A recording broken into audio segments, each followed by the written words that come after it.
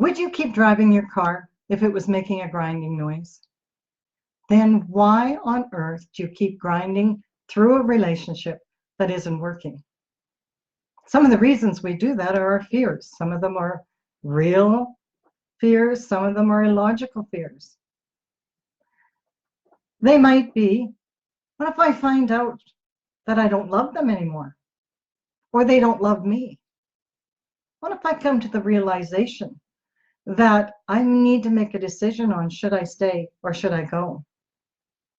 What if I'm the problem? Imagine if you could have a personality couple dynamics reading, and you would learn what your similarities and your strengths together as a couple are. What if you have the knowledge of your potential trouble spots, why that is, how to change it?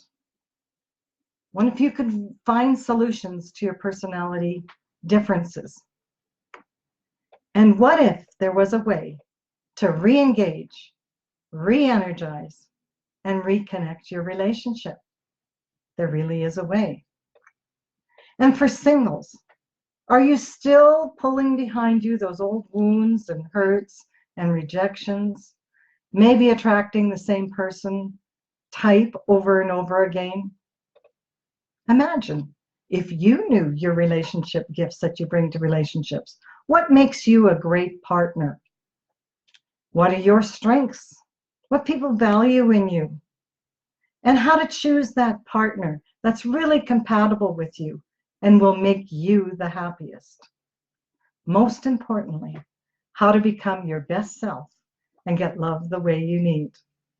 I'm really passionate about helping people and their relationships and to find happiness.